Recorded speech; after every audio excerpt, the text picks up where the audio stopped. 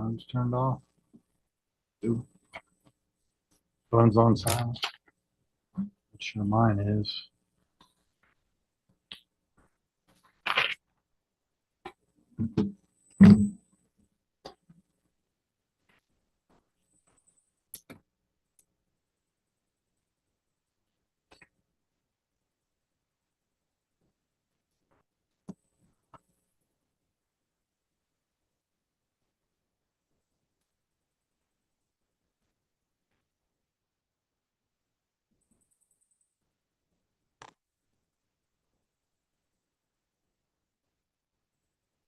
Vivica, you ready?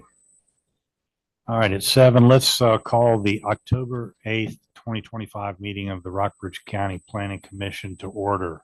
Roll call. Commission member Sabrizi. Here. Commission member Kramer. Here. Commission member Sandridge. Here. Commission member Whitmore is not here. Is he calling in? He's not. Okay. And Commission member Beebe is here. In addition to citizens attending the meeting in person, citizens have several options to view or participate in the Zoom meeting webinar as described below. We will do our best to take citizen comment remotely. There are 2 options for citizens to offer comment. To join the Rockbridge County Planning Commission Zoom webinar, the link is available on the county website to copy into the address line on your browser. To join by telephone, you may dial into one of the numbers listed on the county website. Webinar ID and password are there for your convenience. Citizens wishing to simply view the meeting live or after the fact can do so on the Rockbridge County Planning Commission YouTube channel, also available on the county website.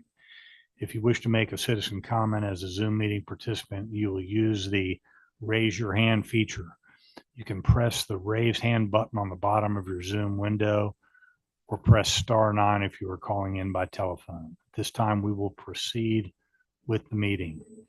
This is the citizen comments section of the meeting. Is there anyone present physically to speak? There's no one signed up. All right. Is there anybody via phone or Zoom? No one has their hand raised. Okay, thank you. Chairman Beebe, if I may, I actually would like to recognize, I don't know if citizen comments best time, that Peter Mitchell is in the audience today. I don't know if we had a chance to introduce him to the Planning Commission before, but he's our W&L extern who's working in my office and is doing quite a bit of work on Planning Commission. And what's your name? Peter Mitchell. Nice to meet you, Peter. Welcome. So we introduced him to the Board of Supervisors during the last meeting. We didn't have the chance to introduce him to you. We're happy to have him go backwards and come back down to the Planning Commission. All right. Have you all read the minutes? Any questions, comments, or additions from the September 10th meeting? Motions? I'll make a motion to approve the minutes as is. We have a motion. Second. We have a second. All those in favor? Aye. Approved unanimously. Let's do the board reports. Staff? Yes, there have been no Board of Supervisors actions on Planning Commission recommendations since the September 10th, 2025 meeting. There is a TCO meeting scheduled for next Thursday, October 16th, to review the signage for the new Dunham Sports location in Stonewall Square Shopping Center. There was no BZA meeting in September. And the Community Development Committee meeting was September the 15th. And at that time, the actions from the September 10th Planning Commission meeting were reviewed. We talked about cell tower locations throughout the county, dog kennel operations, and some of the details of those recent applications. And then talked about a rezoning application, and then just kind of a general discussion on that and how rezoning ties in with the comprehensive plan moving forward. And the next Community Development Committee meeting is Monday, October 20th. Thank you, Neil. Thanks. Item number 5 on the agenda is the LGC/W&L Joint Venture LLC application for a commercial site plan review. Parentheses, clubhouse facility in the residential general R1 zoning district. We do not have an official action on this, gentlemen. We just We discuss it and we will feel free to make recommendations to staff if we have any comments. We don't have anybody from. Yes, and the agenda item to kind of talk about the specifics there, and the site plan is in your packet as well. So it's LGCC WNL Joint Venture 141 Country Club Road has applied for a major site plan review for the construction of a new 7,712 square foot clubhouse facility with associated grading, utilities, drives, parking, and stormwater management. Also included in the site plan is the demolition and removal of all buildings, sidewalks, porches, parking areas, trees, shrubs, and miscellaneous items associated with the current clubhouse facility. The property is in the general residential R1 zoning district. The site of the proposed facility will be accessed from New Cameron Drive, approximately 0.114 miles west of the intersection of Country Club Road and Ruffner Place. The property is further identified as tax map number 74-A-48, consisting of 2.54 acres per tax records. The property is located in the Buffalo Magisterial District. The applicant has submitted the erosion and sediment stormwater management plans to the Erosion and Sediment Stormwater Management Administrator. The plans will be submitted to the Public Service Authority and the Virginia Department of Transportation for their review and approvals. Thank you, Neil. And before we get into that, I mean, how are we doing this? I mean, we're either violating our current ordinance or we will violate the Virginia code, depending upon, because who's the designated agent? If we're going by the code. Yeah, we did. Chris Slayton has been appointed by the Board of Supervisors as the designated agent.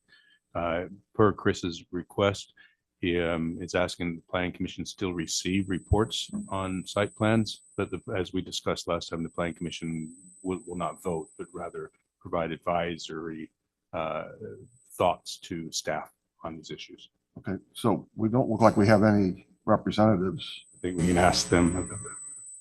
Currently, we do not here. No. Were they expected to be here or not expected to be here? I doubt, it's Perkins and Orson, and it's almost debatable whether we even look at this thing with the current ordinance. I mean, we're not, the Planning Commission is not required to look at it, and the Planning Commission does not take any substantive action with regards to it. And there's not a requirement that the applicants present to the Planning Commission. It is actually a decision by staff that they would like the Planning Commission still to receive information on that. So I don't know why they're not here today. So okay, I can't speak to that. I know his son got married over the weekend, but okay, well, let's discuss what we are aware of here, and we can make recommendations to staff, and then they could get back to the Perkins and Orson if need be. I have some questions I think that are for the staff, if you don't. Yeah, well, that's good, and they can write them down and then research them. You just mentioned that about where that was submitted. The way and I'm not going to pretend to be all knowledgeable, that it's the county that's supposed to forward on the site plans to the state agencies or any internal within a short period of time. It's only like 5 days, and you're saying it's not even been submitted yet, because we've already missed the deadline. It's 60 days. No, the request for the way I read it, the request for state agency review is supposed to be made within 5 days of the application. Oh, again, I can't speak to that part. The 60 days total from the time the application is put into when the designated agent has to make. That's another thing I didn't. Is it 60 or 40? Because it's 60 days. It's 60 in one place and then 40 in another place. They have 60 days from the time of submission within 60 days, the designated agent has to act on the submission. That's Chris designated. He's as an agent, and and we used to have some additional time for the Planning Commission to consider it, but that's not allowed anymore. It's still even bringing it before the Planning Commission as we are now, still has to fall within the same time frame. This is a one-off thing. We can't. Oh, this is purely being done because staff and management wants the active participation of the planning commission as an advisory role, not as a determinative role. Thank you. So essentially it's a consultation, just to put it out before, the planning commission. And essentially you all are putting eyes on it as you do other projects in a consultation, capacity representing each magisterial district. And so, as you know, the project is moving forward, and then in increments, they are bringing the different facilities up for review. Right. And so at this time, staff would take any recommendations or comments or input that you have as the planning commission, and then put them into essentially our position that we will supply back to the applicant, which in this case is LGCC, W&L joint venture. Well, what do you have so far in terms of comments or, I mean, because I guess one of the things I've always been concerned with this, because I've only been to, I think, one other site review, is that, I mean, the expertise are in the erosion and sediment control group. The expertise is in VDOT for the, and you've got, I mean, there's other people involved in this that I don't necessarily, you probably have the most experience because you've been Yeah, through it. that's where I get my comfort level, is that so many people have weighed on this, and the erosion and sediment control being one of the most important is monitored by the county and by the state. So Correct. Those technical aspects are essentially, in this case, kind of behind the scenes. But that you all review the initial plan of LGCC and their overall presentation, if you will, with the kind of the ultimate endpoint of a new facility with a new golf course and new amenities, if you will. So in this case, we're breaking it down and you're looking at it piece by piece. Well, I guess, and as we talk, I mean, it doesn't seem to be there's a plan to move forward on this right now. You know, we're kind of doing it because we did it before. But If I may say, we actually follow the same procedures we followed always before. The only difference is we're not bringing it to the planning commission for a vote. it's an approval. No, not just- the plan, you're not approving. The only one that approves is now as a designated agent, and the statute made that clear. They actually states specifically the planning commission cannot be the I'm designated saying agent. previously though, Previously it was done, yeah, it that was you the- did. the This was an approval. approval. Yes, previously you performed the role of the designated agent, but the actions, the underlying actions like coordinating with the state, the stormwater and all those things were actually done by staff behind the scenes before things were actually brought to you, or after the fact with So, how I it was mean, done. did they have problems with it? Did VDOT have problems? Does stormwater management have problems? They have not presented any issues, no. yeah, they have to work it out. We can rely on them because Well, that's- they can't I proceed. guess I'm leading, it's leading me to say, why are we even doing this at all? Yeah, and that's a point. That's I think an issue that yeah, I would suggest maybe the best way to approach it would be as either individual commissioners or as a panel to discuss that with staff. Probably not during the meeting, probably afterwards, because that's a question you can ask, is whether it's, you make the decision as to what role you want to perform in this area. But it can be provided to us and we can comment as we see fit. Well, and also you are a conduit as the commission, you're a conduit for public input. So if there were individuals concerned about projects that are on the agenda, regardless of your ultimate approval or not approval capacity, you would field their questions and then present them on to staff. And so at that point, then staff may reach out to the applicant, or staff may reach out to VDOT, erosion and sediment, or the other engineering entities and make a recommendation or exchange information. So that's part of it. It's an exchange of information is what it is. Just, as far as people that within our district, as you're talking about, as representing. Well, it could be anybody. For example, Mr. Kramer received a letter from an individual that was not in his district, but who identified him as someone that he wanted to express an opinion to. And so it came to him, and then. By the way, I'd like to acknowledge that letter because I forgot to do it in citizens comments. Sorry about that, Vivica, but We did receive a letter that was sent to Bob. If you look at the way our names are lined up and what district is at the top of the alphabet, you see why I got it. But a comment on that. I Bob, mean, I like that. immediately, I mean, when I saw that letter, I looked at, and, you know, the Board of Supervisors put in the conditions, I'm not sure if how we recommended it ourselves, but in the conditions, amplified music was not within any closed structure, must end by 9 p.m. Okay, so some of that's been dropped. All outdoor events will be concluded by 10 p.m. So that's what the Board of Supervisors has determined. There's not much we can do with that letter Right. as of now. Yeah, I That's- think Yeah, I think it his was nice concerns and were addressed and, He expressed his concerns. And anyway, back to the, you know, I'm just, I had questions for the applicant. And another applicant for this. the staff can relay those questions to the applicant. Yes, I mean, we can be a I can, conduit for that. Neil, do you have an ideal start date? You can address it to them, ideal start date when they're gonna start demolition, and are they gonna work like Mondays through Saturdays, 4/10s? That's what they're currently doing here in the office here. They're working 4/10s and taking off Friday. I didn't know if that was something I could ask or be privy to, just so, We can get that information. We have not seen a construction schedule okay, at this point. You know, the turf maintenance facility was essentially recommended for approval by staff last month. So that is moving forward. This project here, it's the site plan. I don't know of their construction schedule or how weather will affect or anything else at this point. yeah, and I get it, weather delays, everything, but trying to get some of that information up front, just so the surrounding area necessarily knows peak times and or possible traffic congestion issues. Well, Food yeah, for thought.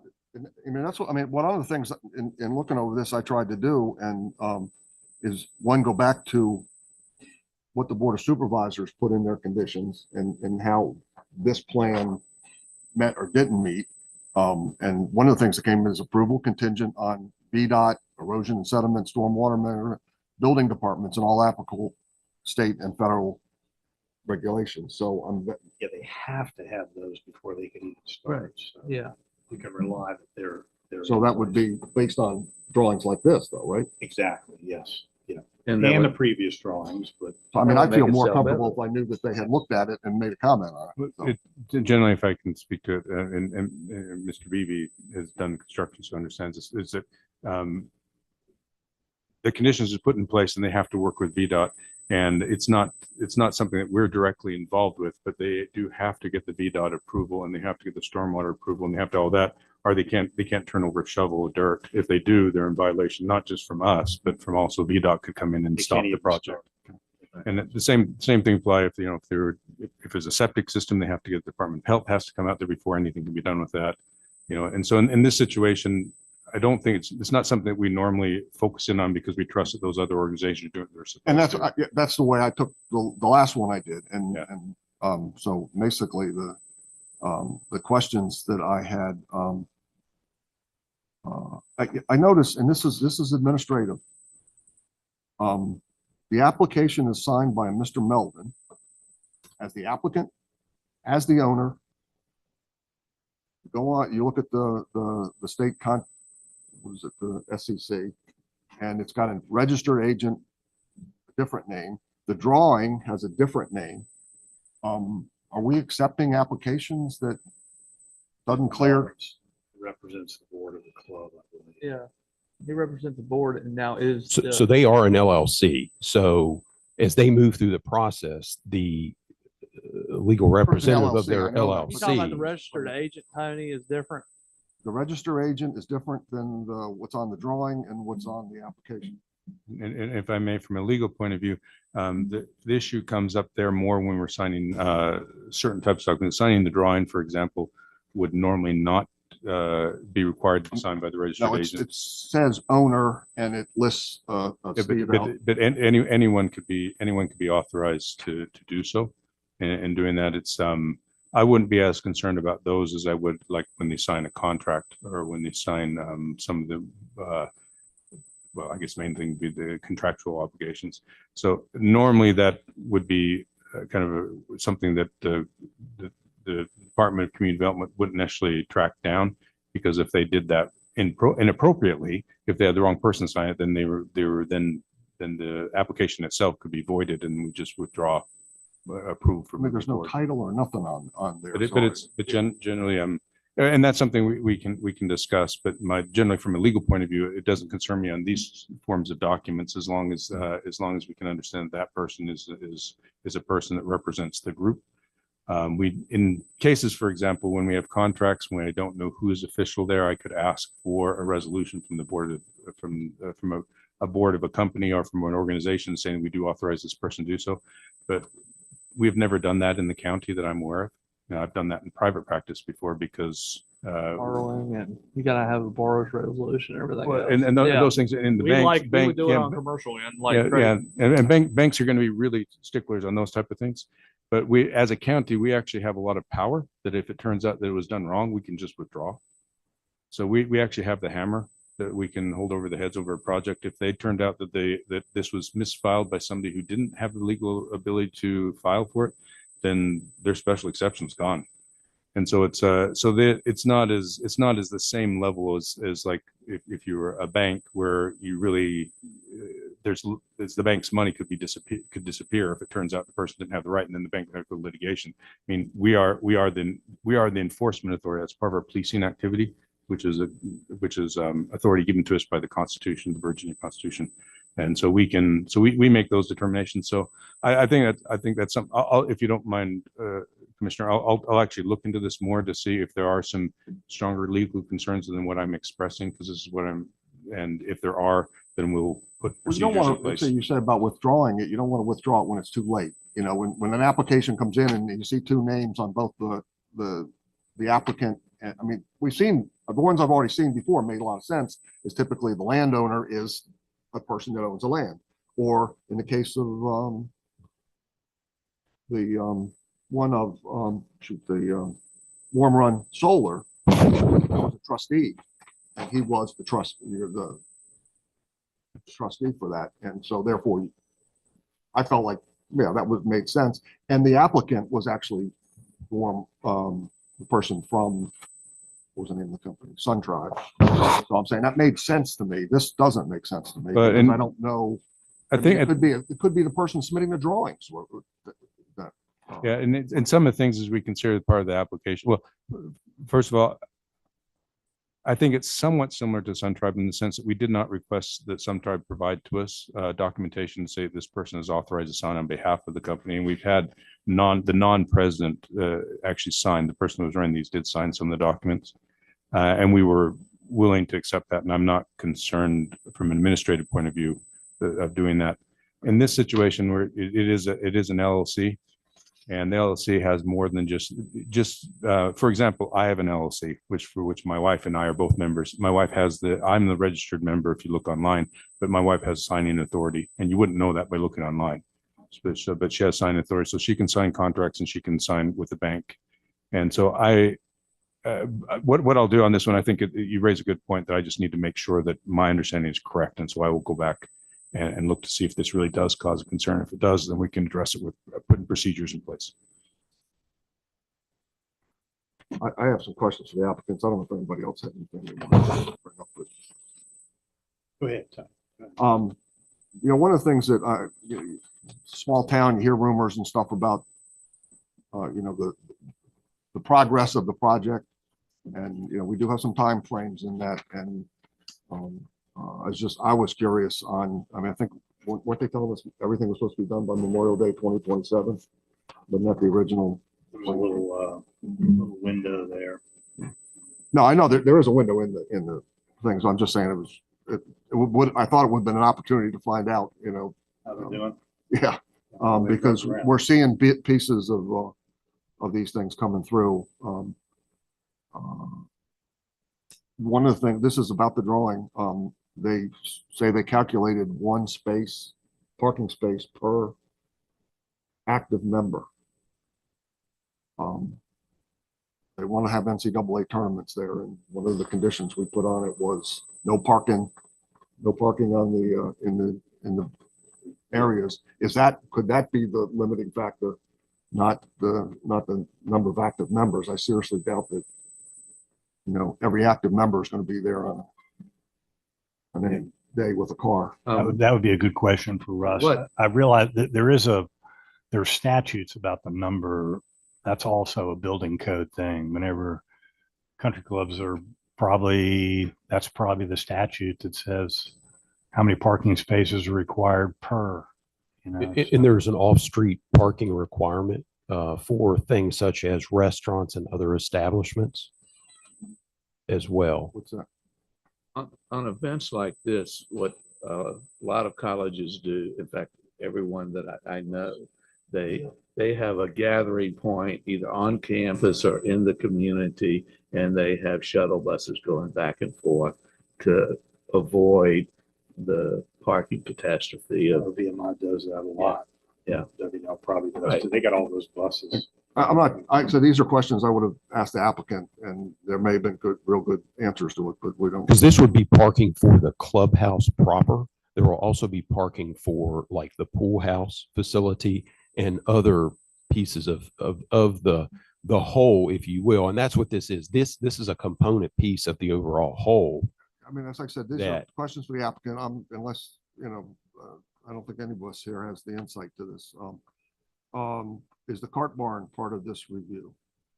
We already did the cart. We already did the part. I thought that was the. Oh, no, we did the maintenance shed, the cart barn. The cart barn is a future site plan. Part of this. It's a future. It's future or it is? Let's see. It's on this drawing, but It probably says somewhere on there, whether it's in the future. See if it does.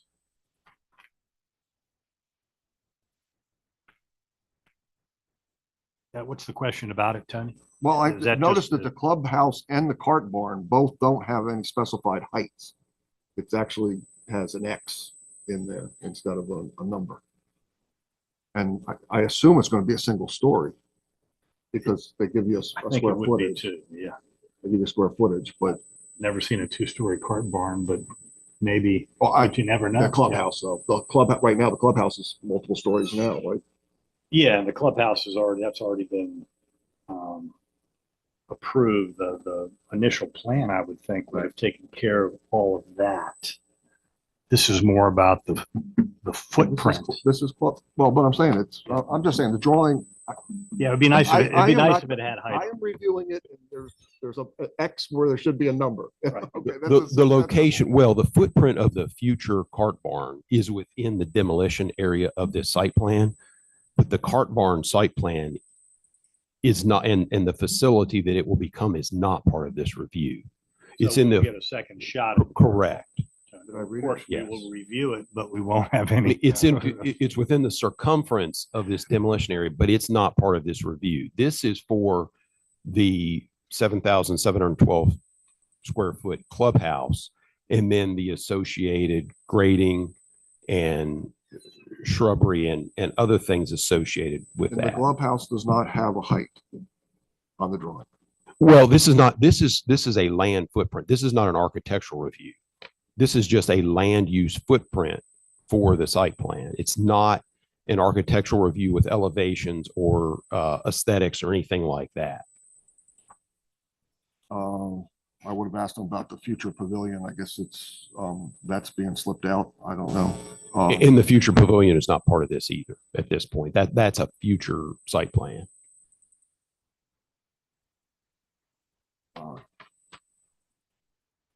Again, another question, there was tennis courts on there that are out of the demolition area. Are they planning on still using them or? A Well, separate site plan so- for the. So tennis court. the tennis courts, there are tennis courts that are in this demolition footprint and there's some that are outside. Correct. Mhm. Well, based on the way this is going right now, I'm going to put out that I don't know that we need to do these reviews. I don't because know I- that we can add a I'm- lot because of our level of expertise. I mean, the amount of time and effort that these folks put into this, it's difficult for us to pick and choose unless something glaring jumps out at us, which I haven't seen anything glaring. Okay.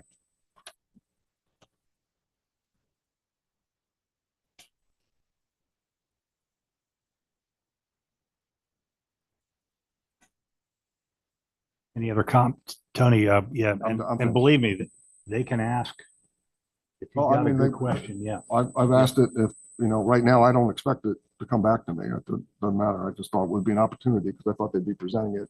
And I they did- could I say, did too. we haven't decided the height because, and give me a reason. But it doesn't need to be on this drawing because it's not an elevation. It is on the original drawings, Tony, the heights. If nothing else, you could scale them because there's been a architectural rendering. Well, I guess I'm Yeah. I'm looking back at the wording that we're talking about. If we're put, never mind. Got it. Go ahead. Okay, there's no official action taken, gentlemen, so those comments have been provided to staff. We will move forward if there are no further comments. Okay. Thank you. Thank you, people who didn't show up. Number 6, USS Hilltop Solar LLC, application for a commercial site plan review, public utility in the agricultural and general uses A2 zoning district and the agricultural transitional AT zoning district. Neil, do you have a little presentation for us? Or Vivica? Yes, the agenda item, USS Hilltop Solar LLC, 323 Washington Avenue, Minneapolis, Minnesota, has applied for a major site plan review of a previously approved special exception permit for a 3-megawatt AC solar project. The property is identified as 331 Lloyd Tolley Road, Natural Bridge Station, and is located on the west side of the intersection of Lloyd Tolley Road, Route 773, and Gilmore's Mill Road, Route 708. The property is owned by William S. Shepard and Jennifer Radigan, 30 Appaloosa Lane, Natural Bridge Station, and is further identified as tax map number 113-5-D, 157.76 acres per tax records. A portion of the property is in the agricultural and general uses A2 zoning district, and a portion of the property is in the agricultural transitional AT zoning district. Per section 603.03-9 of the regulations, public utilities are used by special exception in the A2 district. Per section 603B.03-14 of the regulations, public utilities are used by special exception in the AT district. The previously approved 3-megawatt solar site is located on approximately 21 acres of the property, identified as tax map number 113-5-D. The property is in the Natural Bridge Magisterial District. On January 8th, 2024, the Board of Supervisors approved the special exception permit. On April 14, 2025, an amendment to the timeline of the special exception permit was approved by the Board of Supervisors. Construction of the project shall commence by May 1st, 2026, and project completion by June 30, 2027. And in your packet is the site plan layout for the facility. I see we have Dan is a member of or the representative of USS Hilltop Solar. Correct. Mr. Sappler's. Should we Good turn evening. it over to Mr. Kapler? Can everyone hear me? You ready? I'm ready. Can everyone hear me? Let's see if we can get you a little volume. Hold on just a second. All right. I can come closer to the computer here as well, if that works. We're raising the volume, Dan. We can hear you just a little bit, but we're raising it up. Okay. Test. Getting better. Excellent. All right. That's good. I think All righty. we're good. Okay. Dan, go ahead. Great. Yeah. Thank you, Neil, for that summary that pretty much sums it up. Hope everyone's having a good evening. We're here to attain a recommendation for our site plan approval as the discussion prior to this was somewhat outlined.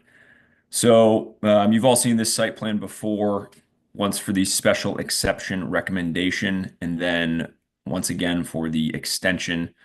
The project received its special exception permit and extension. Since then, we've finalized the stormwater management plan. It's been reviewed and accepted by AMT engineers. There were no modifications made to the site plan from the one that was approved by the Board of Supervisors, besides implementing those stormwater measures.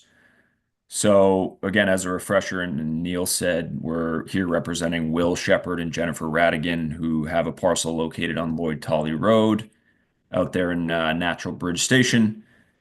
The proposed project will create 3 megawatts of electricity, takes up roughly 21 acres on the 150-acre parcel.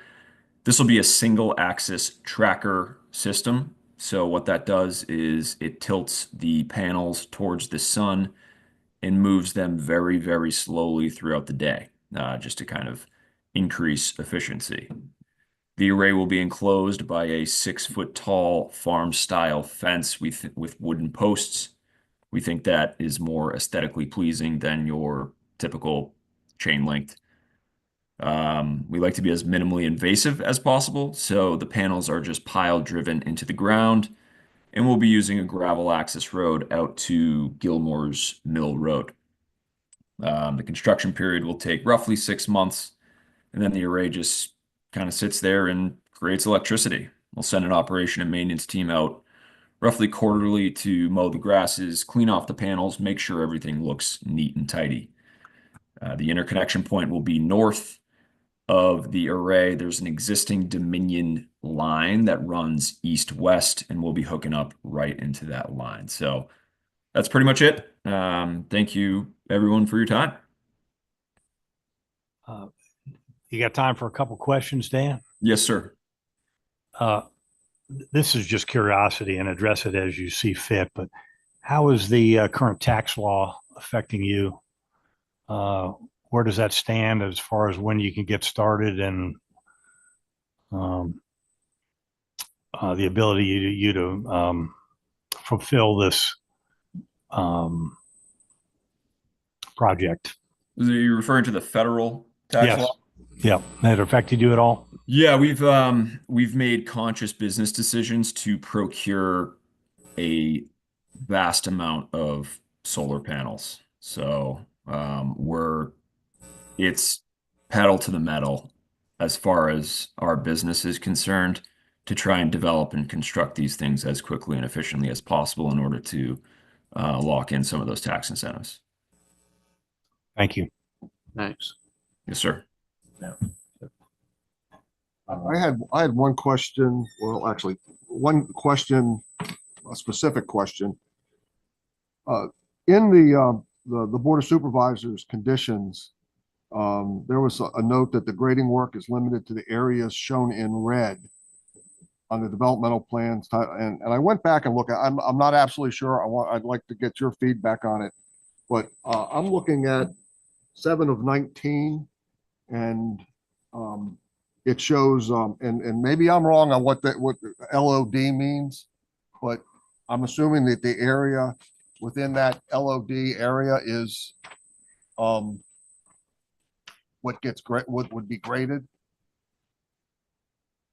Yeah, that's my understanding as well. I can get that confirmation too from our Okay. engineers, Well, but let me, if you're looking at that same drawing, the very top LOD area, if I'm looking at the original document that's referred to in the Board of Supervisors conditions, that upper area is not in red that I can tell. And yet it's marked as an area that looks like there's going to be grading done in there.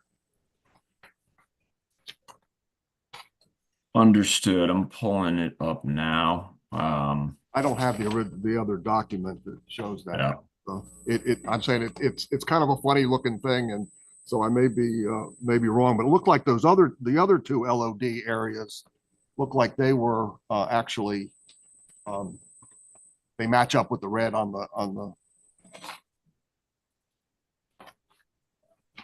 one is 7 of 19. I can see it on there. I thought it was on a better drawing, but I can see it on there.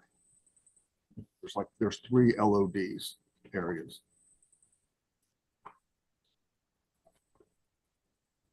Oh, it's also on 9 of 19 as well. That's the better picture. That's the one I was looking at. All the way in the top of is the one that I'm questioning. It's being possibly not compliant with the condition.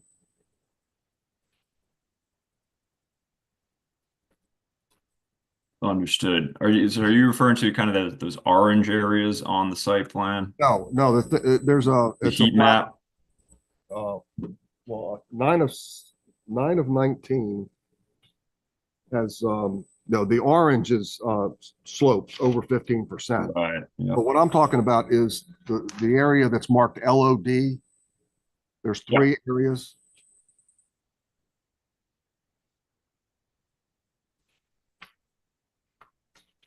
Yeah. So is your concern that that area, that LOD area, is not consistent with the heat map condition? If you're referring to the same thing, I think the wording was on the grading work is limited to areas shown in red, development titled foundation height map is what I think it said. You said heat map, is that the? Yeah, it should be heat map. There's a topography map that we provided the Board of Commissioners during the approval process that refers to. I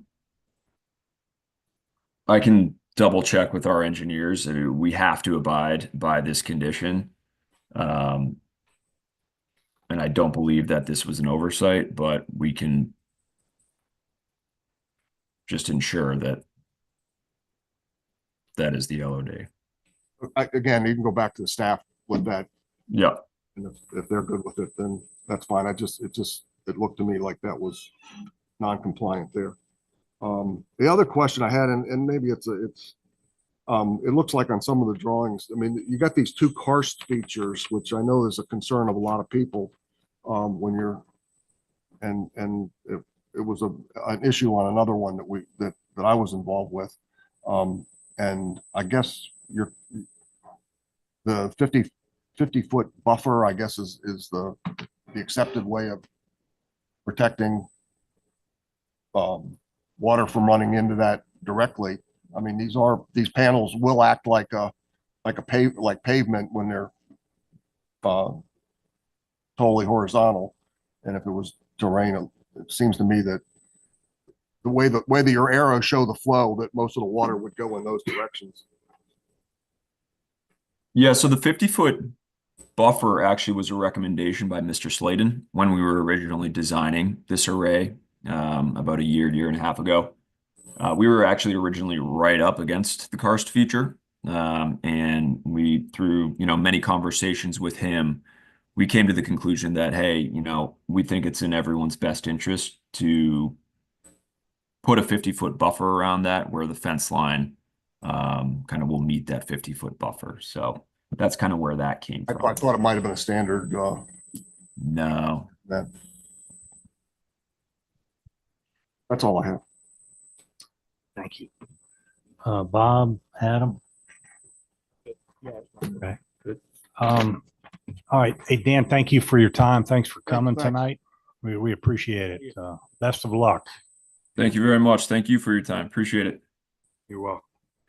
Okay, so no official action is taken, so we will move on to the next agenda item. Let's have a small solar ordinance discussion. Tony, we see. I love your persistence, Tony. Well, I want it on the record, and I want to talk particularly to the good. Yep. 2 votes that were against. I understand. We've been through a bunch of public hearings on this thing. We've heard a lot of people talk. We heard a lot of letters. We got some nasty text messages.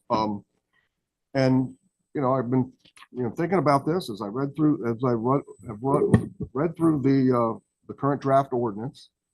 I'm looking for things that we can, that a contractor, when considering putting in solar in the county, has to consider. And hopefully, if they pick the bad spot, which I actually think the one over at Warren Run was a good spot.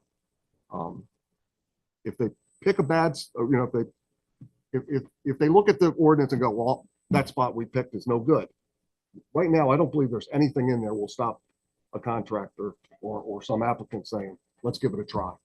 And then it's stuck with us to then make determinations. So some of the stuff that I you know, based on the people I've heard talk about it, I tried to figure out, you know, how can we address some of those things? And I know you guys might not have seen some of it. I know Tom has, the staff has, but some of the stuff that, and I did bring some of them up at the joint meeting that we had, but if you could pull that up, I just put one quick chart that I can run through. Okay, sure. Before that, Tony had sent staff a letter that he wanted to be made public for the record. Essentially, we have the letter. If you would like it to be part of the minutes, you can certainly read through it. Okay. But I was going to. No, I think what I've presented is what, I mean, I want it, it's a discussion. I want to have this discussion. And Should he read it first, though, if you want it to be part I of the don't, it minutes? doesn't have to be. This, what I want, what I'm going to put up here is going to be. part of Okay, the record. I'm still going to hand out this letter to you guys. Yeah. It's also That's been more made- detailed than what I'm going to talk to you about right now. It's also been made available to the public on the table. There are copies available. There's nobody here. If you could pull up that slide, I can go through it.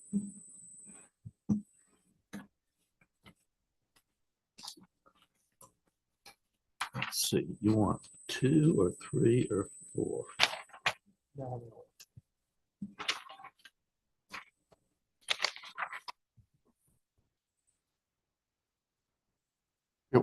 We've, you know, the other thing too is that we've had, in the time I've been on here, we've had 2 3-2 votes, which I don't know that we as a planning commission want 3-2 votes. Nice to be unanimous, but Right. that's unrealistic. Well, I don't know that it's unrealistic. Most of ours have been unanimous. That's why you have 5 people. Yeah, there's always the dissenting vote. That's good, healthy procedure. And you know, kind of characterize the what I hear people saying. You know, there's some not my backyard arguments. There's we need to have more renewable energy in the county. We need to protect the agriculture. I think that was one of your biggest concerns, is that Absolutely. One of Bob's main concerns was a lack of a comprehensive plan. Like, he didn't feel when he cast his dissent vote, he felt that it was against what the overall plan of the county was. Right. One of my arguments was there was no tie down there wasn't a breakdown of what the deconstruction cost is. That, and there are known issues with solar paneling and some of the leaching and such associated with it. Had nothing to do with the presentation, because I agree it was in a prime area, but when we cast dissenting votes, we cast them based on what we hear, the research we do on the back end. It has nothing to do with the ordinance side of it. your main concern is Well, one, there has been no known decommission in the state of Virginia. 2, we've had our storms haven't gotten any better. They've gotten worse with hail and all that. And there has been known legion incidents that I read in the county, or not in the county, but in the state of Virginia. That, I mean, yeah, they couldn't give me that. And also the way it grades, it goes down the hill, it does leach out into the river and such like that. Now, the fact that they said it was prime farmland, it was not. There was no topsoil left. Me and Tom talked about that. There was no topsoil. So that's there are certain things that I pick and choose when I go into it, that if you can answer them for me, that's how you get my yes or no. That, and there's some questions about the technology I haven't associated. Is the juice worth the squeeze for the county? and what I'm saying is, I mean, I'd like to, you know, understand those arguments, because sometimes, you know, you come in with a certain opinion, and based on what you hear in the public hearing or other ones, Well, it could very well change my mind. at the warm run presentation before the Board of Supervisors, Supervisor Ayers, or no, I guess it was Lyons, asked some very, very specific questions about how much electricity is this going to be producing in 20 years, because there's a degradation in the efficiency of the panels that supposedly are available now. We've got all kinds of crazy things about whether it's A level, B level, C level, D level, or whatever. But when it got down to it, that it was going to degrade 2 to 5% a year, the efficiency of it. Well, I mean, that's not a land use decision. No, but you start looking at it and you get caught up in what you said, renewable energy. At a certain point in time, there's no energy. I mean, I'm just telling you what I heard people say, because, you know, I can give you my own opinion on. Well, you asked me why I'm against it. Okay, well, I want to hear this. I thought it was agriculture. No, the agriculture is number one. There's no way that this is the new farming. Somebody, I know where they made it up, because I assume they were paid to do a search on what they could use this land for. And you put goats, they're not goats, you put sheep on it, because you put goats on it, goats are going to jump up there. The cows aren't going to go there because they're afraid of it. So I look at it from the standpoint, what the big picture is, and all you have to do is look at Campbell County. Compact nuclear energy data centers. Virginia has more data centers than any place in the world. Negative is they suck up energy. We're not going to use less energy. The people that put these on the roofs of their houses, they don't use less energy because they're not investing in energy efficient. Whether it's windows, whether it's siding, whether it's lifetime roofing, you know, that's a whole thought process. You look at the comprehensive plan, and I think it's probably the most comprehensive plan that when I was going through the planning commission, you know, graduation, all that stuff, it was probably the most comprehensive plan of any of the members that were going through that class. I think it's excellent. And you look at it, and what my interpretation of the law is, you take the tightest segment of anything in the land use ordinance or the comprehensive plan, and that rules. If it says, you know, doesn't support farmland, and we have somebody, one of the major, whatever you call Max Smith, he says it's the new farming. Well, that's to cover that aspect of it. It's so somebody could keep land in they can call a farm, but it's not farming. Someone in marketing came up with that idea. Well, But no, another issue I had, we had just spent how many, like 2 months ago, 2 months prior to that decision, we had just labeled that in my jurisdiction a suburban overlay. What happens when you put a solar farm on? You don't have a suburban overlay for 30 years, if that. So I was like, all right, so we say we're going to do one thing, we did another. So there's my personal point of view on it. but you have, I mean, I sympathize with people. Like my daughter lives in Campbell County, 1 mile away from where the data center is going to be, 2 miles away from the nuke. They had people coming around with petitions, and they're talking about all kinds of stuff. And as you go down the list, there's an alternative explanation, or say, geez, you have one compact nuke power plant, and you can't put enough of these solar fields in Rockbridge County to cover that. What was it? Microsoft invested in 3 Mile Island. So that's nuclear at its finest right there for a data center. Yeah. Well, don't want to get off the subject because it's my comments address primarily the agriculture scenic nature of this county. And I feel like, and maybe let me put this question to, I'm glad we're having a discussion because I don't think we really had this kind of discussions very much. Is it, how does the solar ordinance as written right now change your guys' opinions on? I mean, has it help you or does it hurt you in terms of doing it? Making a decision. You know, you got a solar ordinance and you have the comprehensive plan. I think, you know, the comprehensive plan seemed to be a little wishy-washy, for a better term. You could almost use it for whatever thing you wanted to. Just a point of reference, there are counties that everything that comes before a planning commission, the staff says it's in compliance with the county's comprehensive plan. There are a lot of counties that do that. And once you do that, You can't use that argument anymore. well, that's right. But once you do that, that allows whatever the strictest interpretation is anywhere, because it's made it part of the land use ordinances.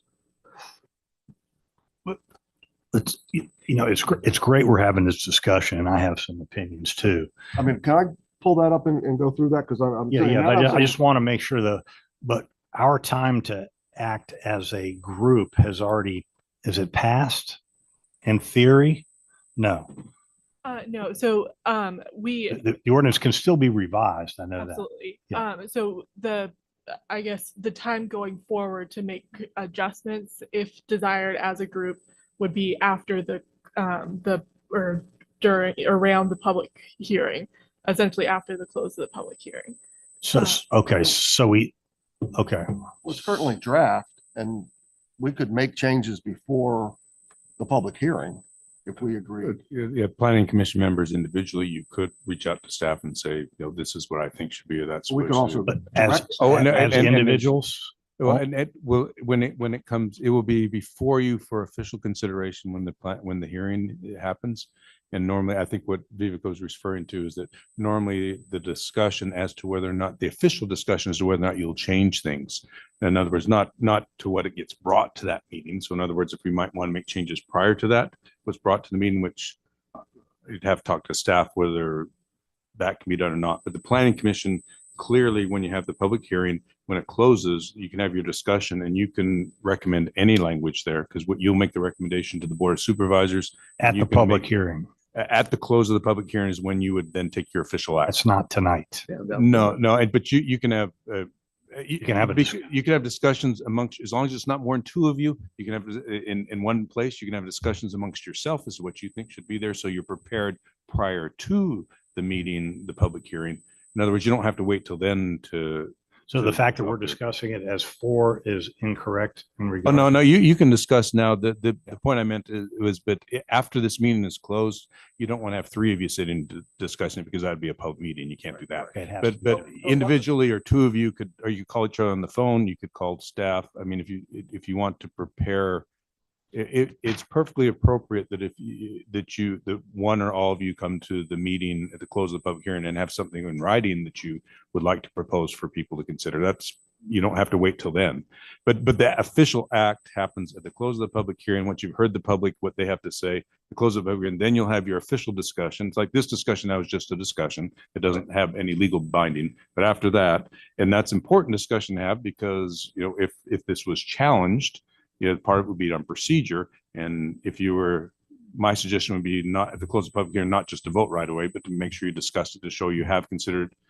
You're bringing up good points, like the comprehensive plan should be considered, how this fits within the comprehensive plan. That's supposed, and any other things you think are land related, as you mentioned, that apply to the solar ordinance. That's all within your purview to consider, including changes to it. You could say we recommend it as written. We recommend it with these following changes, and that would, but you know, that they would move on with, you know, Okay, making let's amendments. for instance, I mean, what I put down on this, and I provided it to staff, it's not making it into the document anyway, at this point. But say we all agree that point A, hey, that's a good idea. Yeah. I have to wait until the public hearing to get that Well, into the document? your official action to actually put things into the document, the draft document, you can talk to staff. I mean, the one issue, and maybe staff might be best to talk about this, but my understanding is, that this is a product of the committee that was tasked for a period of time to discuss it. And also you had the meeting, 9 months ago with the joint meeting and that resulted in pretty much the document we have now, which is a few minor modifications. So this would be up to staff as to whether or not they'd want to present for the purpose of the public hearing, that document, or, if there's changes. I mean, that would be, but the official act, the only way you could officially act is when to close the public hearing. Then as a body, you can vote to make amendments to it, to accept, to recommend it the way it is, to not recommend it, to say that it'll go to the Board of Supervisors, but it'll go with your recommendation, without a recommendation, or with the recommendation with the following suggested amendments. That's Ideally, I'd like it to come, after the public hearing, and, maybe citizen A says something, well, that's a great idea, and then we propose an amendment, but up until this point, the document's still draft, and I'm trying to figure out, I mean, I would like to see a consensus to know that, that. My suggestion on that, because the only way you can officially act on it would be, but there's nothing wrong with you achieving consensus by reaching out to your fellow commissioners and say, do we agree with this? And so by the time the public Why hearing's can't we do it over. right now today? Here. Well, I mean, that's fine. And a public meeting, that's up to you as a body, and actually it's up to the chair because he controls the meeting. But So this is a public meeting because it was advertised and it's on the agenda. So the four of you, or if Mr. Whitmore was here as well, be the five, the full commission can discuss this. And then the public hearing is tentatively scheduled for the November meeting. So at that point, you'll hear public comment. And then at the close of the public hearing, then the chair can bring it back to a discussion level and you can exchange ideas there. What I'm saying is, that I don't want may- to wait for that period, because right now is if it stays the same, I have a problem with it the way it is right now. yeah, and that's an issue And so I only for, got one vote, so I'd rather have the discussion so that we can compromise on some things and come up with a. yeah, and that's an issue for you. It's actually an issue for the chair because the chair controls the meeting as to how far to carry the discussion, but you can have those discussions now. It's, as you indicated, it has been advertised. You have the right to discuss this now. You can discuss it. As I was mentioned, you could discuss it individually or two at a time prior to that meeting. And Yeah, we can't Let's- finalize anything. Yeah, feel free to, let's discuss. Okay, if you can pull that back up there. Both, basically, my thoughts here are, and you'll see some numbers up here. They are based on my limited experience here right now. But I came up with these ideas, and these are documented a little bit more detail in there. But let's go with the first one. I think there should be a limit on the size of the solar fields, individual one and the solar size. Wait, Right now, there's no limit. can we comment as you Yeah, go sure. through? Okay. Yeah, there's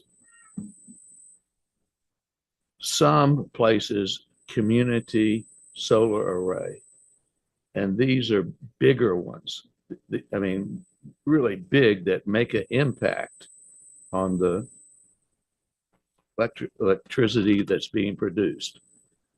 And I think that's the problem that I have, is that we gotta have more energy.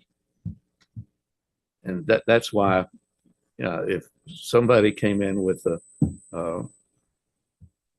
one of the compact nuclear things, as long as it wasn't at 121 Sycamore Lane, I'd vote for it. The community solar array, why is that different than scattering them around? If you have the property, it's like, they're big ones around the state of Virginia. And some of the counties that have big ones are actually putting moratoriums on them now because they're Right, out of right. control. No, Part of my concern is the proliferation of these things. And right now, the Warm Run Solar has essentially an equal size property by the same owner right next door to it. So that goes to one of my other comments on there is that,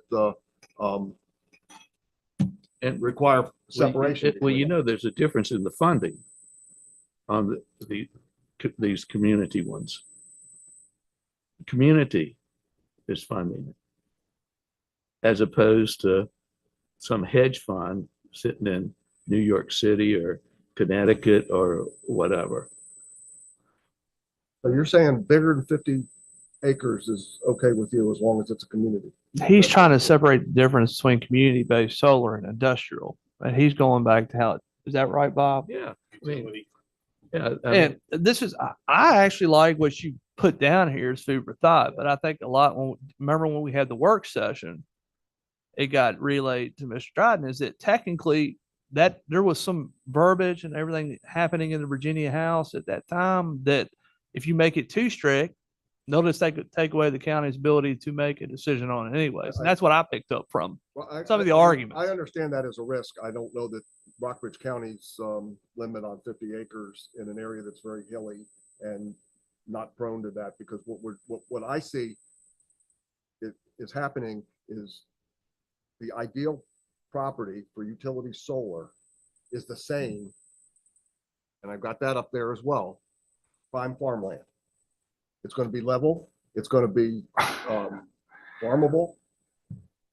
Yeah, and see, I have a difference of opinion. I hate to see that farmland disappear also, because I love Rockbridge County as it is right now, but I can't tell the owner of that farmland what he can do with his own land. Yes, you can. I have a little, well, we There's a can, but special exception.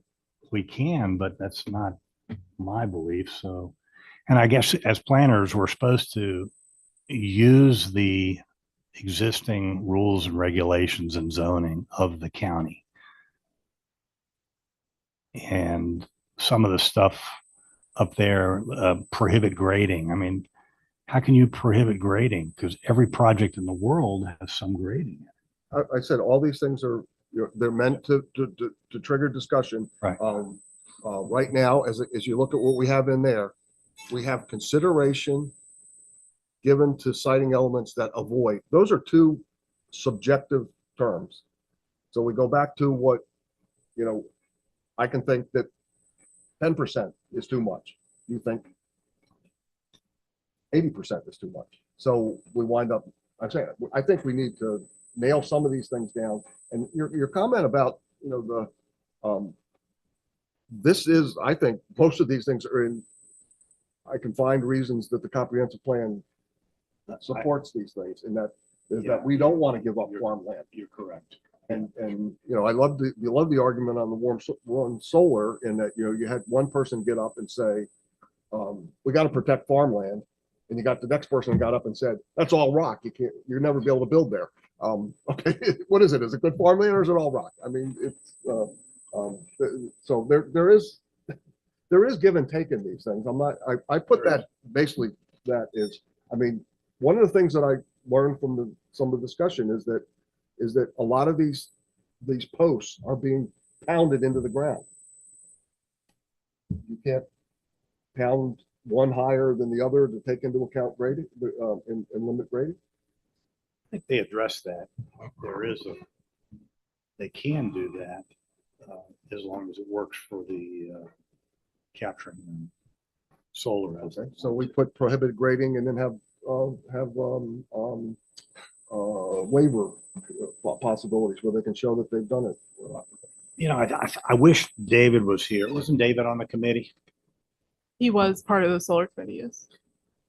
Or Leslie, because a lot of this stuff, they've addressed it in a different way. And I think what Leslie said about, the 50 acre, the first one is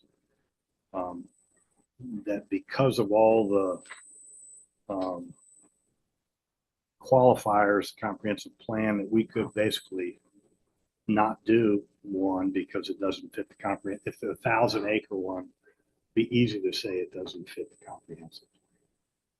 So some of the discussion, just to input from the solar committee and also the joint meetings that we had, some of the conversation revolved around, so like for the limiting the acreage, it could lead to essentially more solar facilities. That's certainly a possibility. the 5 mile separation between facilities could actually lead to bigger facilities. I understand that the top one could limit that, but if you by putting a requirement like that, it could cause, instead of having, two that are a little bit far apart, having someone want to come in and build a bigger facility because they have that 5 mile requirement. The I don't get that. How that, Well, if you cap, those, cap the size. the two he has on there would 5 mile separation, 50 acres would speak to that. John, I got a question. Weren't there guidelines the state was using that Adam referenced? Golly, what was I going to say about if you make it too prohibitive, then they throw it all out. That's clearly the lobbying that's been going on, and the last bill that was proposed, which failed, would to take a certain size project, larger projects, out of the hands of the county and local government, and made a statewide commission that would approve or disapprove. Now That failed. That failed, and so that being said, this is just I wouldn't be, if you feel that these are different things need to be added, I think it's well within your purview to go ahead and add them and not be as concerned about what might happen on the statewide level, because it's those things could happen, and the lobbying, whether we make an action here or not, that lobbying is going to go on. So we might lose that power one way or the other. So it's it's a legitimate factor for you all to consider. It's also There's nothing there right now. there's nothing there right now, and I would assume there's still lobbying going on, but I'm not aware of any pending actions. We'll probably hear about them in next year in the session when it comes. I mean, I don't mind Tony's idea of the capping solar land, because that's some of the stuff that did actually happen. Now with the experienced contractors, I feel that if you're hopefully doing a project like this. That's way down on the list, but. I know, but I'm just Mike- going through your No, concern. no, but Mike, I'll just tell you, I think we share, I mean, my concern with that one it was basically, that you could actually have the situation, like talk to that guy. that A design build contractor. We haven't seen one yet. Are they out there? I imagine. there's some. I don't know. I'm just saying is that I pulled that one. That one's, I mean, I've got it on there because I really think that's a concern that we have somebody that really doesn't know what they're doing. They get it through approval, then they sell it off to somebody else that doesn't give a crap. And we talked to that one guy down in With County, right? And where he got burned. So that was just that. But let me go to the last one there, because this is something Chris and I had talked about a long time ago. State law allows for us to ask for parties of interest. And if you remember correctly, one of the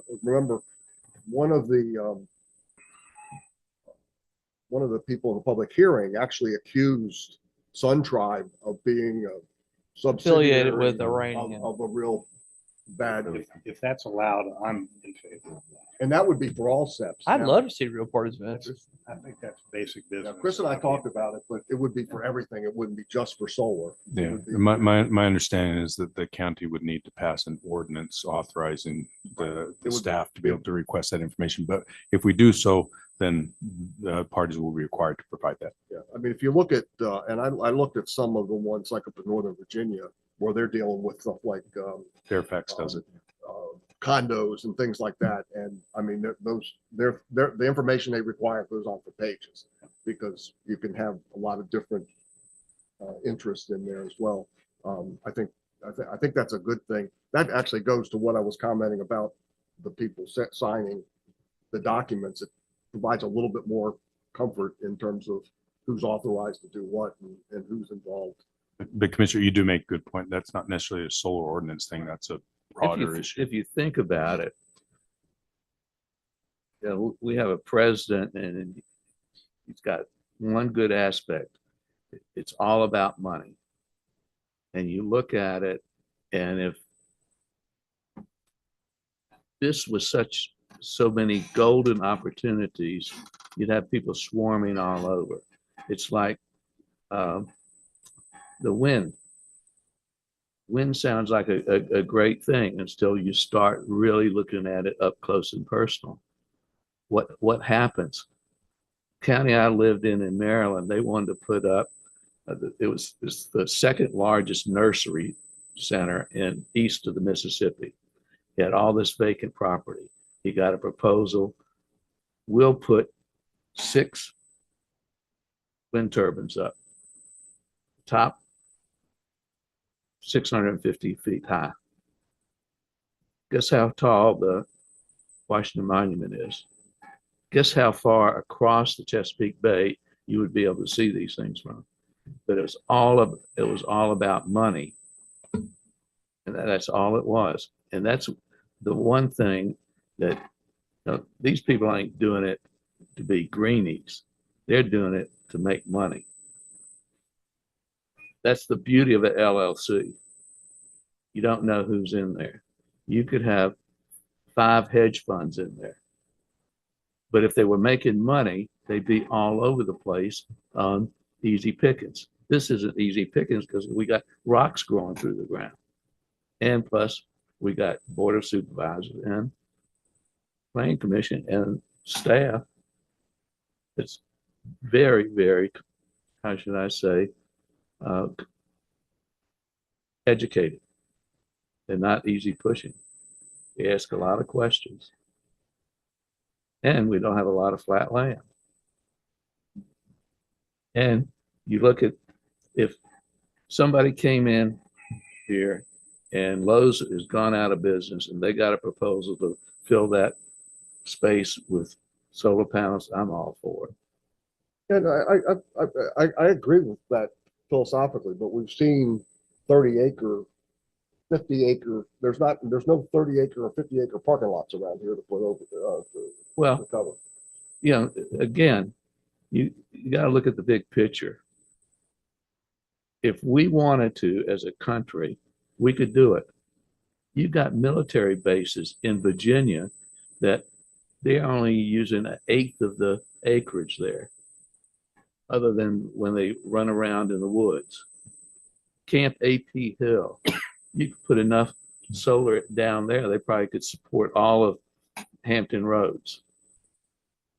So it's one of these things, you start looking at it, every once in a while, you got to think, the buck is going to stop and we're going to be stuck with this stuff. And like looking at, nobody's dismantled one of these things in the state of Virginia.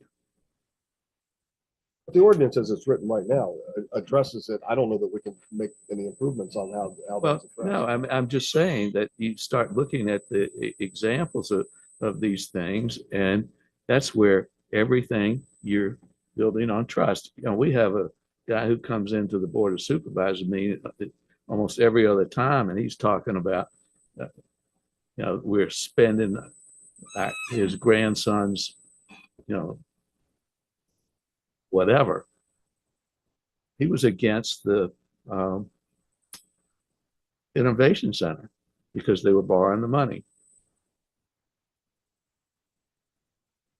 It's, you got to look at it. I look at it from the money standpoint, and the way we use in our investments changes in America.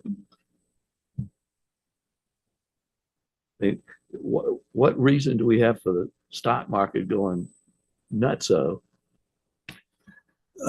If we, one of the things that I think there's a semi-consensus on is the real parties of interest.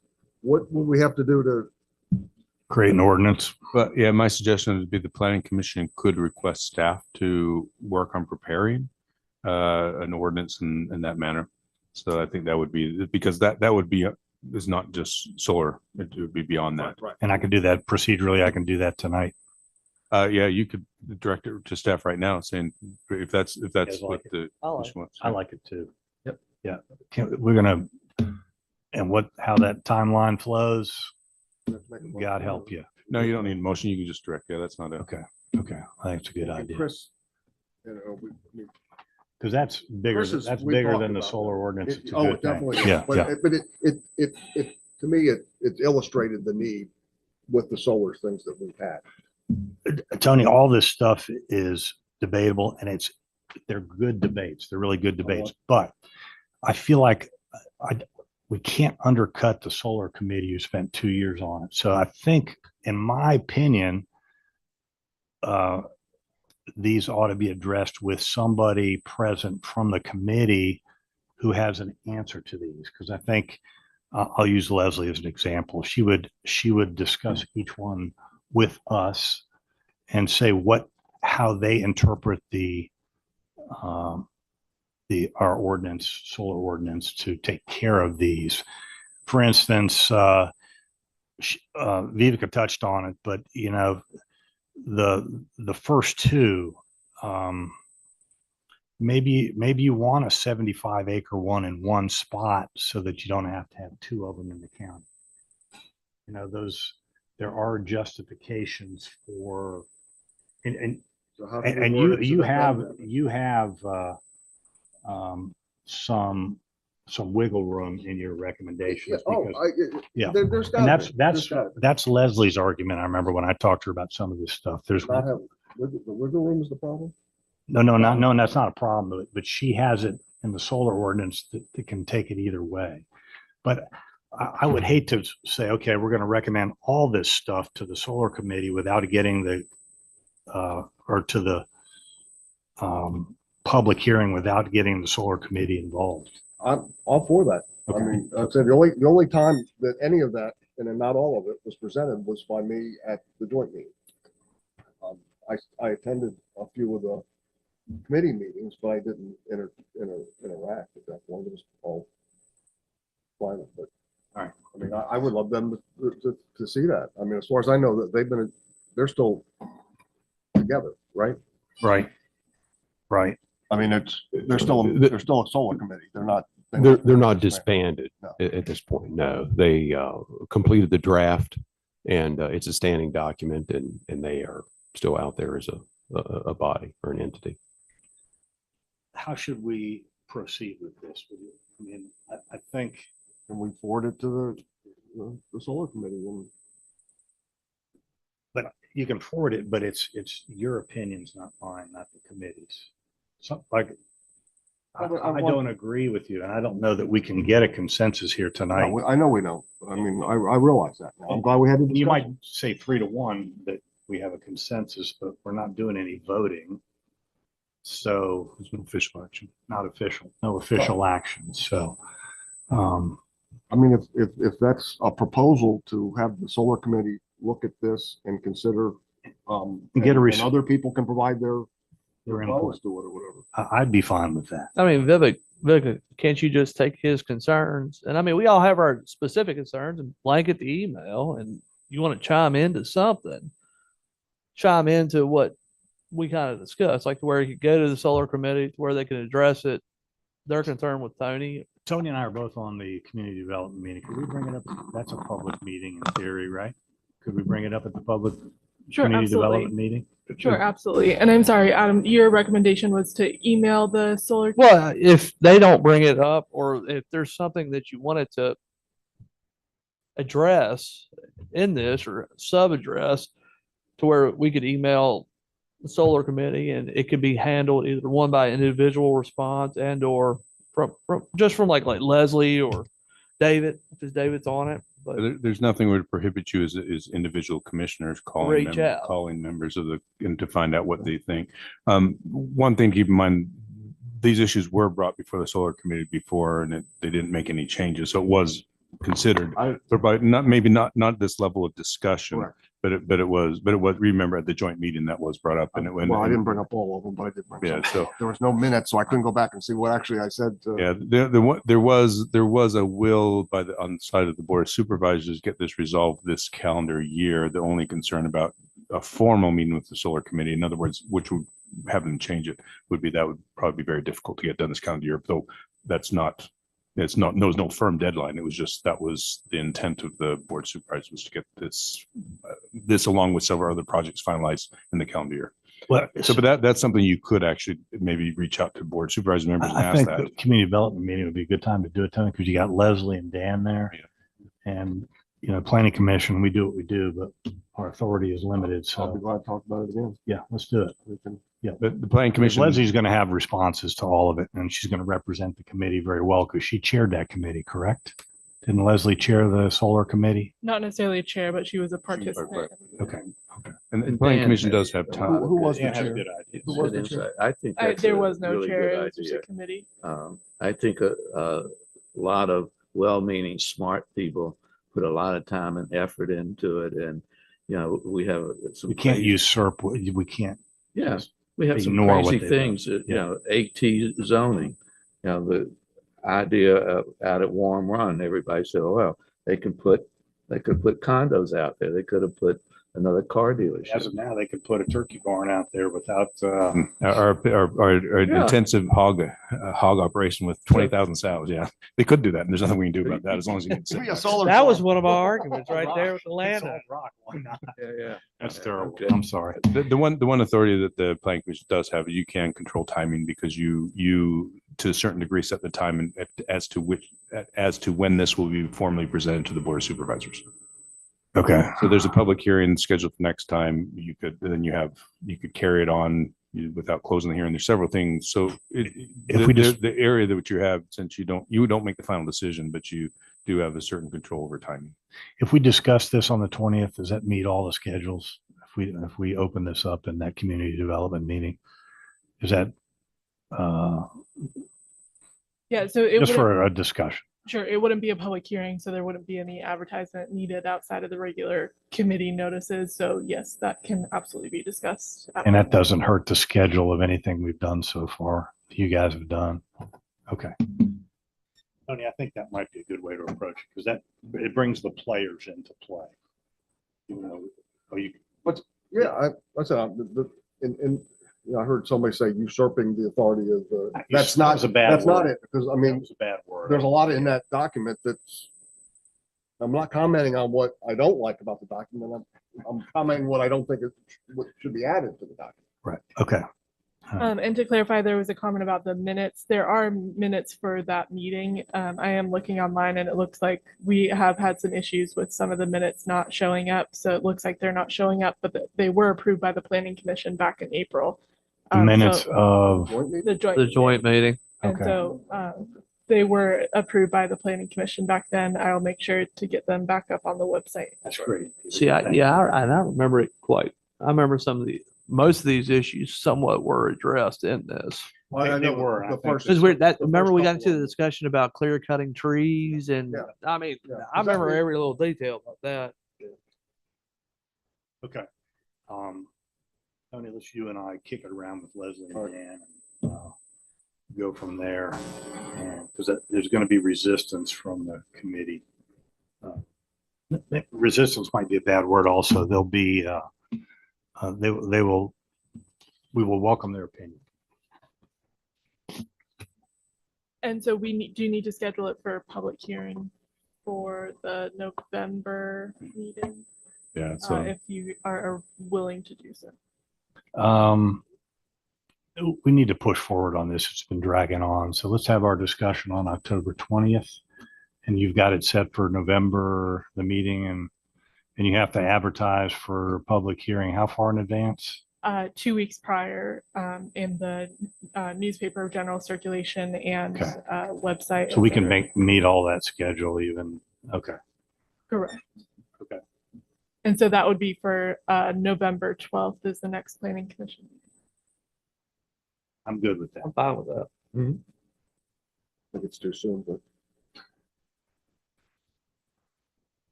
But go ahead. Well, yeah, and again, Give it they'll to 'em. argue that point too, because they spent 2 years on it, you know. And Yeah, and it's been since, Yep. the I know. same document since April, so.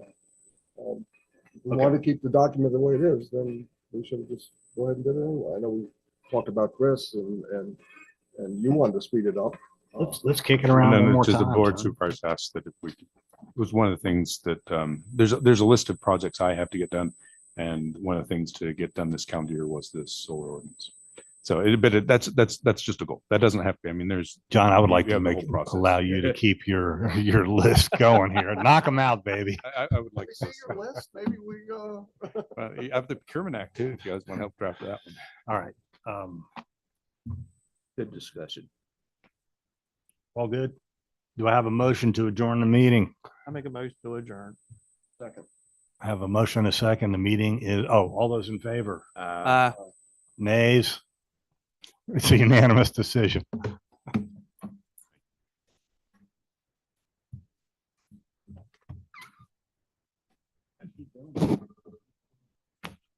Frustrating, I know.